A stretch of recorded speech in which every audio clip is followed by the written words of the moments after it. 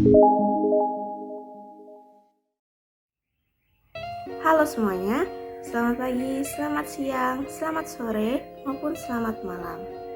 Perkenalkan, nama saya Ratna Arsila Indah Wulandari dengan NIM 68 2018 185. Dibuatnya video kali ini untuk memenuhi mata kuliah Oracle Administrasi dalam pembahasan laporan akhir dari proyek kelompok agen perjalanan.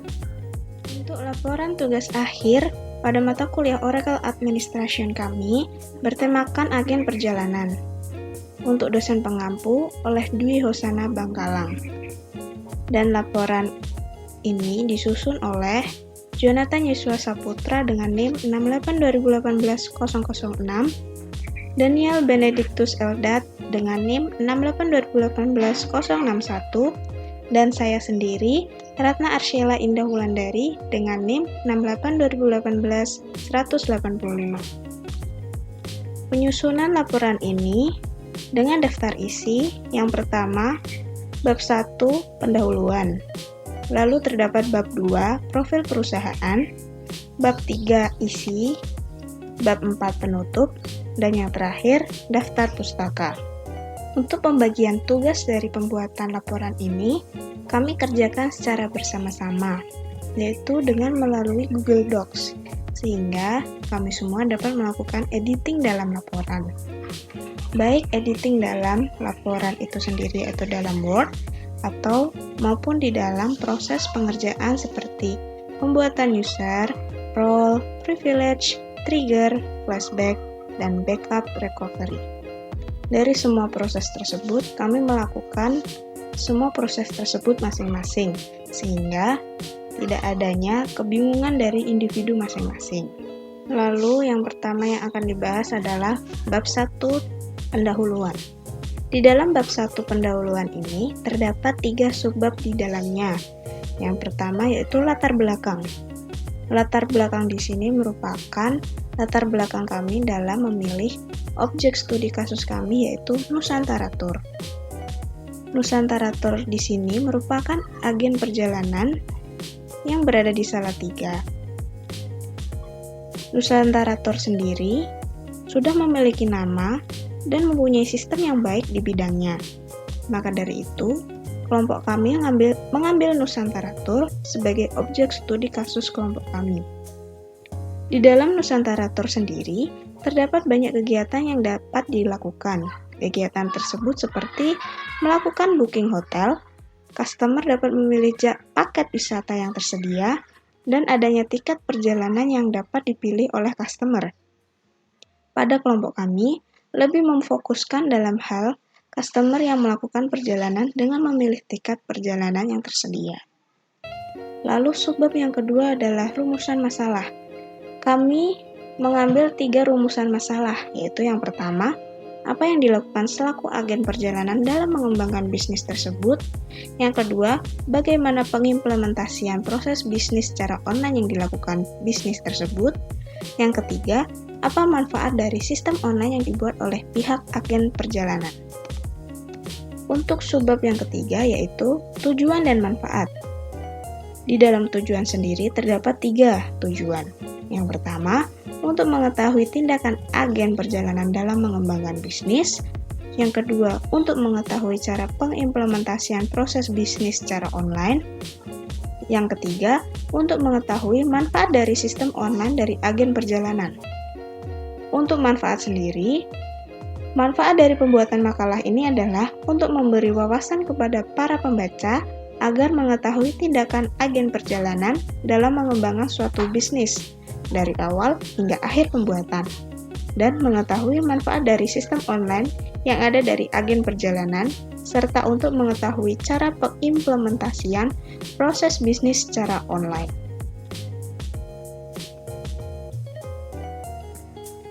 Lalu pembahasan yang kedua adalah bab 2 profil perusahaan. Di dalam bab 2 profil perusahaan ini terdapat 3 subbab di dalamnya. Yang pertama adalah overview. Di dalam overview ini menjelaskan mengenai agen perjalanan Nusantara Tour ini sudah berdiri sejak 28 Mei 1966. di mana Nusantara Tour ini merupakan bagian dari PT Nusa Travel yang dipercaya sebagai salah satu agen terbesar di Indonesia. Nusantara Tour memiliki beberapa brand di bawahnya, yaitu memiliki 18 cabang yang tersebar di kota besar, seperti yang ada di Provinsi Jawa Tengah dan DIY atau Daerah Istimewa Yogyakarta. Setiap tahunnya, Nusantara Tour mendapatkan beberapa penghargaan bergengsi, di antaranya Top Travel Agent oleh beberapa maskapai penerbangan terkemuka dunia, seperti Singapore Airlines, Cathay Pacific, Qatar Airways, KLM Royal Dutch, Garuda Indonesia, Eva Air, Lufthansa German Airlines, dan masih banyak lagi. Nusantara Tour sendiri memiliki visi dan misi di dalamnya. Untuk visi dari Nusantara Tour ini, menjadi penyedia jasa tour dan travel paling menarik di Indonesia, yang memberikan pengalaman tak terlupakan kepada pelanggan, praktisi bisnis, dan mitra oleh Nusantara Tour. Dengan misi di dalamnya, yaitu menghadirkan kegiatan operasional dan layanan yang terencana, tepat sasaran, serta pengalaman wisata yang tak ternilai dengan implementasi praktis industri terbaik. Lalu, membantu praktisi bisnis kami dalam membuka dan memperluas pandangan global terhadap dunia dengan membantu mengembangkan potensi secara profesional maupun personal. Lalu, memberikan timbal balik investasi terbaik kepada pemegang saham dan mitra bisnis. Untuk yang kedua yaitu struktur organisasi. Di dalam struktur organisasi kami, yaitu terdapat presiden direktur yang memiliki jabatan paling tinggi. Lalu di bawahnya terdapat general manager, di mana terbagi menjadi 3 bagian, yaitu manajer accounting, manajer marketing, dan manajer HRD. Lalu, manajer marketing sendiri dibagi menjadi 3 lagi, yaitu sales store and travel, lalu ticketing, dan yang terakhir, messenger.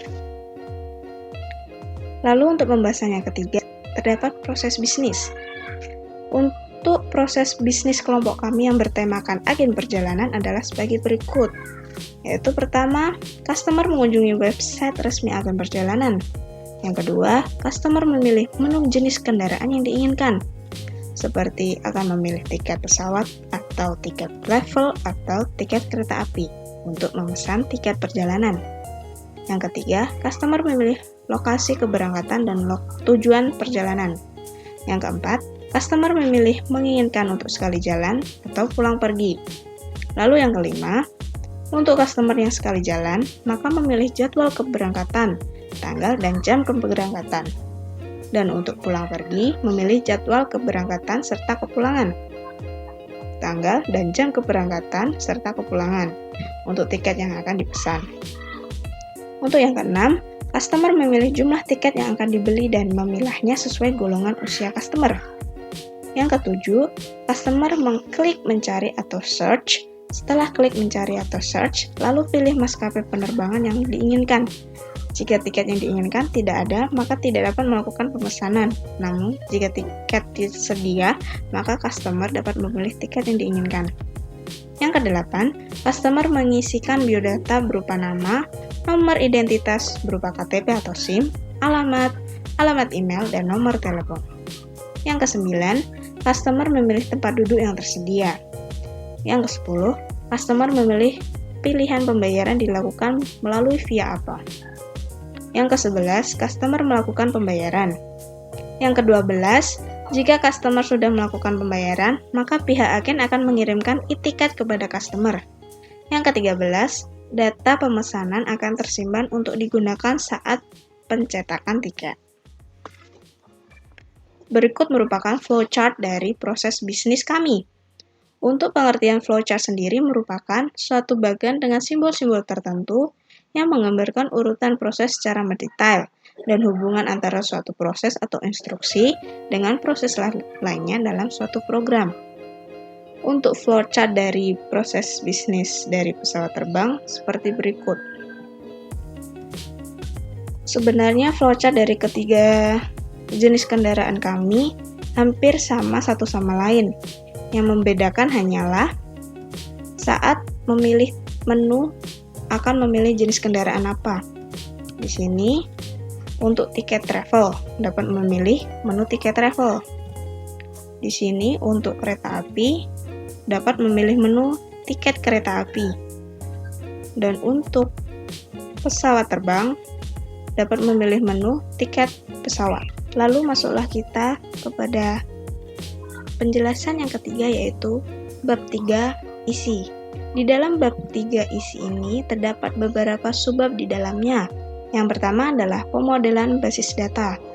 Di dalam pemodelan basis data ini terdapat ERD atau singkatan dari Entity Relationship Diagram. ERD merupakan suatu diagram yang digunakan untuk merancang suatu basis data, dipergunakan untuk memperlihatkan hubungan atau relasi antar entitas atau objek yang terlihat beserta atributnya. Di dalam ERD ini terdapat dua jenis. Yang pertama adalah ERD logikal. Di dalam ERD logikal ini, seperti yang dapat dilihat, ERD-nya berwarna biru, serta yang ditampilkan hanyalah beberapa tabel beserta atribut di dalamnya, di mana di dalam tabel tersebut hanya terdapat primary key dan atribut lainnya, tidak adanya foreign key di dalamnya, beserta adanya relasi antar entitas tersebut. Lalu ERD yang kedua adalah ERD engineering. Nah, di dalam ERD ini sudah mencakup beberapa atribut di dalamnya, yaitu primary key beserta foreign key-nya, dan juga relasi di dalamnya, sehingga antar entitas tersebut sudah ada kejelasan hubungan antar entitas, sehingga dapat memunculkan foreign key di dalamnya. Lalu masuk ke dalam subbab yang kedua, yaitu implementasi basis data. Di dalam implementasi basis data terdapat yang pertama, yaitu relasi tabel, di mana relasi tabel ini menjelaskan hubungan antar entitas di dalamnya atau tabel. Untuk relasi dari tabel customer dengan pemesanan, yaitu setiap satu customer dapat melakukan banyak pemesanan dan banyak pemesanan dapat dilakukan oleh satu customer. Untuk relasi dari tabel pemesanan dengan tabel histori pemesanan, yaitu setiap satu pemesanan akan mendapatkan banyak histori atau riwayat pemesanan, dan banyak histori atau riwayat pemesanan dapat mempunyai satu pemesanan. Lalu yang ketiga adalah relasi antara tabel kota keberangkatan dengan tabel jadwal. Di dalam relasi ini, yaitu setiap satu kota untuk keberangkatan mempunyai banyak jadwal, dan satu jadwal hanya dapat memiliki satu kota keberangkatan. Untuk relasi yang keempat adalah tabel kota tujuan dengan tabel jadwal. Relasinya yaitu setiap satu kota untuk tujuan mempunyai banyak jadwal, dan satu jadwal hanya dapat memiliki satu kota tujuan. Untuk relasi yang kelima adalah tabel kendaraan dengan tabel jadwal. Relasinya adalah setiap satu jenis kendaraan dapat dimiliki banyak. Untuk relasinya adalah setiap satu jenis kendaraan dapat memiliki banyak jadwal, dan satu jadwal hanya dapat memiliki satu jenis kendaraan. Untuk relasi yang keenam adalah tabel jadwal dengan tabel histori pemesanan. Relasinya adalah setiap satu jadwal memiliki banyak histori atau riwayat pemesanan, dan banyak histori atau riwayat pemesanan hanya dapat mempunyai satu jadwal. Lalu untuk relasi yang ketujuh adalah tabel histori pemesanan dengan tabel e-ticket. Relasinya adalah setiap satu histori atau riwayat pemesanan hanya dapat memuat satu e-ticket, dan satu e-ticket hanya dapat memuat satu histori riwayat atau riwayat pemesanan. Lalu pembahasan berikutnya adalah DDL. DDL ini berada di dalam subbab implementasi basis data. DDL atau kepanjangan dari Data Definition Language merupakan bahasa dalam DBMS atau Database Management System yang digunakan untuk membuat atau mendefinisikan objek-objek di dalam database dan mendefinisikan struktur atau skema database.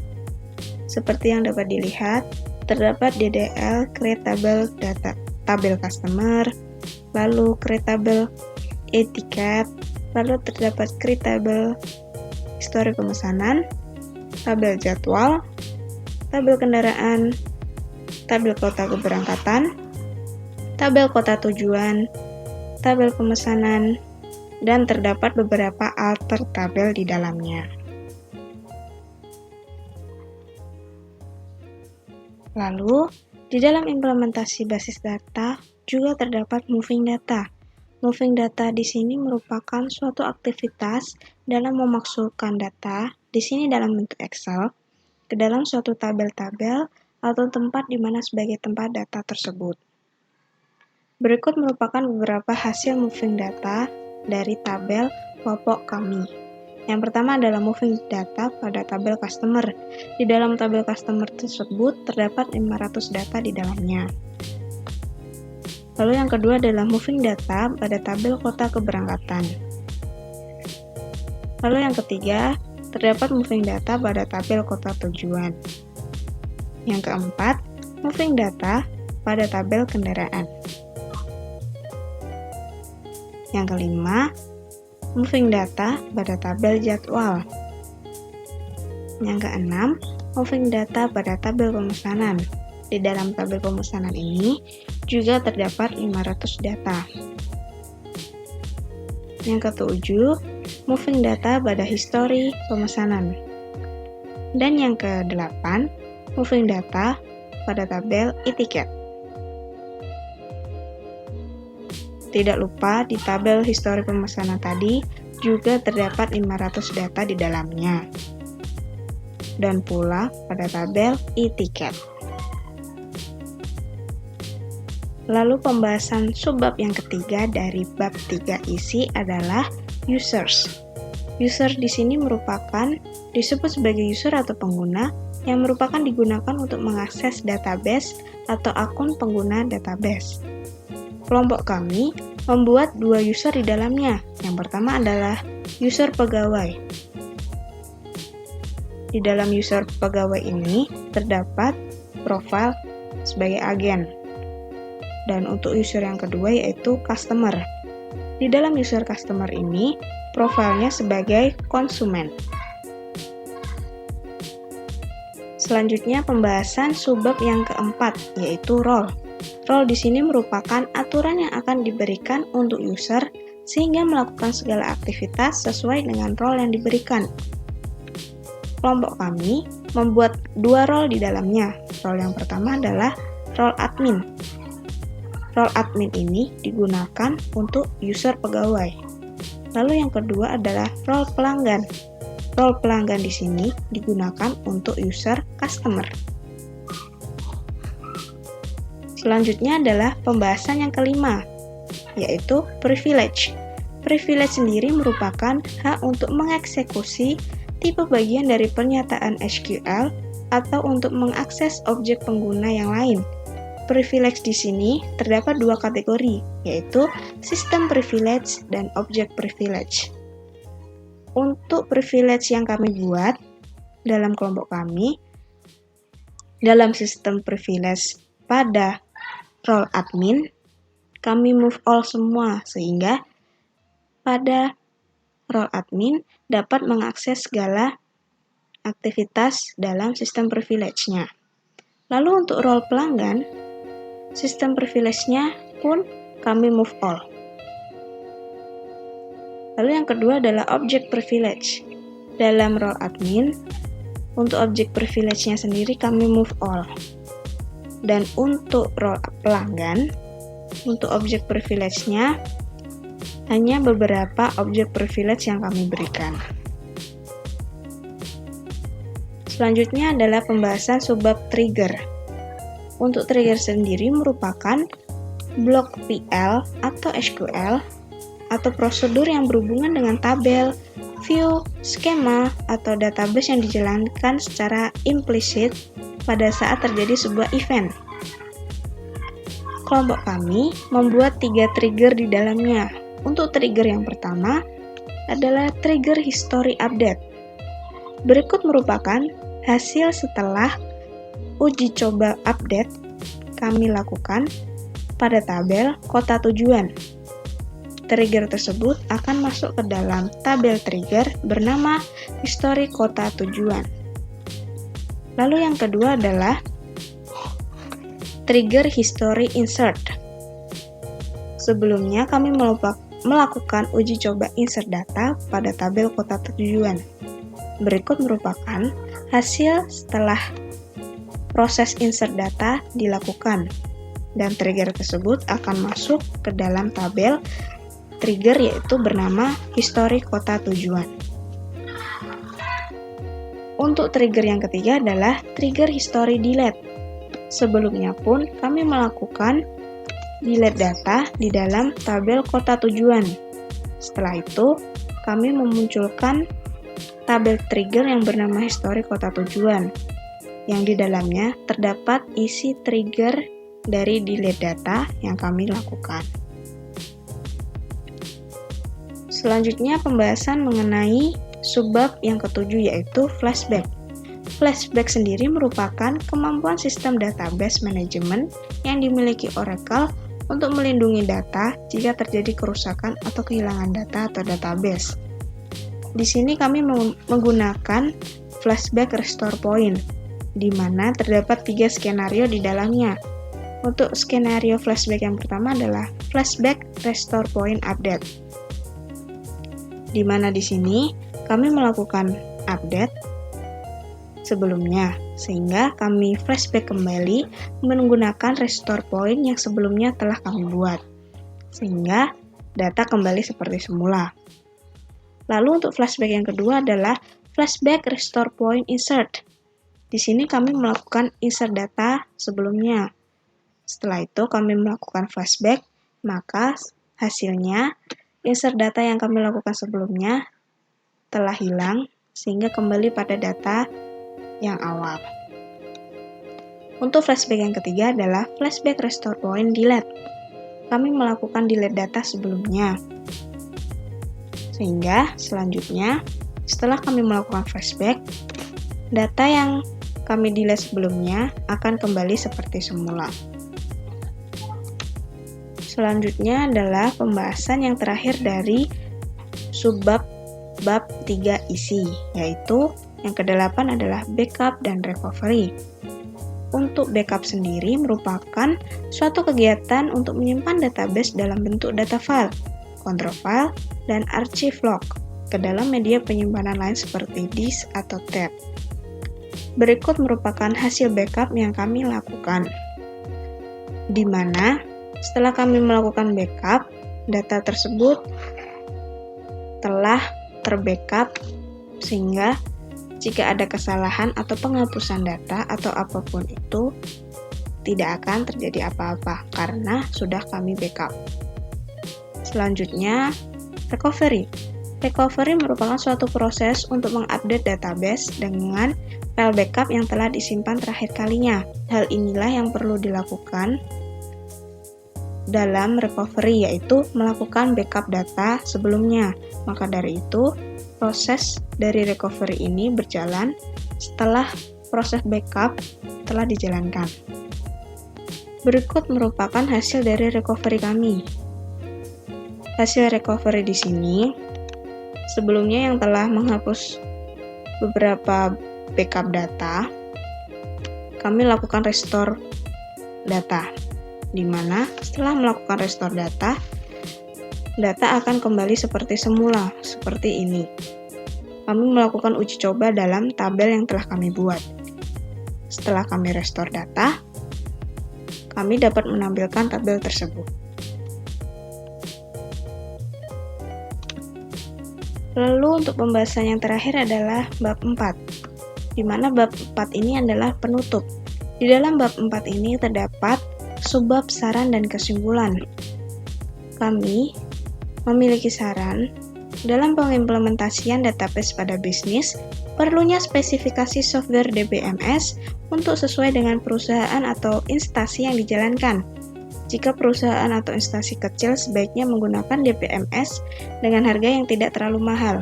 Sebaliknya, jika perusahaan atau instansi besar sebaiknya menggunakan software yang relatif mahal. Begitu juga dengan user atau programmer juga harus memahami cara kerja dari database yang berjalan pada perusahaan atau instansi agar dapat membuat manajemen database yang baik, sehingga database tersebut dapat diimplementasikan dalam proses bisnis. Untuk kesimpulan sendiri, kelompok kami berkesimpulan dalam pengembangan bisnis agen perjalanan pada Nusantara Tour dikembangkan dengan menggunakan dua proses bisnis di dalamnya, yaitu online dan offline. Segala proses offline di dalamnya dengan langsung mendatangi agen dari Nusantara Tour yang ada, dan untuk proses online sendiri, customer hanya perlu menggunakan website dari Nusantara Tour. Pengimplementasian proses bisnis secara online dari agen perjalanan Nusantara Tour sangatlah mudah dan jelas untuk dilakukan oleh customer, di mana customer hanya perlu mengisi biodata yang ada untuk memenuhi pembelian tiket perjalanan yang diinginkan, serta dilakukan pembayaran di dalamnya menggunakan m-banking atau pembayaran lainnya. Sistem dari Nusantara Tour sendiri bermanfaat untuk mempermudah customer dalam pembelian tiket perjalanan, tanpa harus mendatangi agen perjalanan Nusantara Tour, sehingga customer dapat menghemat waktu karena dapat dilakukan kapan saja dan di mana saja. Berikut merupakan daftar pustaka yang kami dapatkan. Semua itulah hasil dari laporan tugas akhir Oracle Administration dengan tema agen perjalanan yang telah dibuat oleh kelompok kami. Sekian dari kami. Bila ada tutur kata yang salah, mohon dimaafkan. Terima kasih.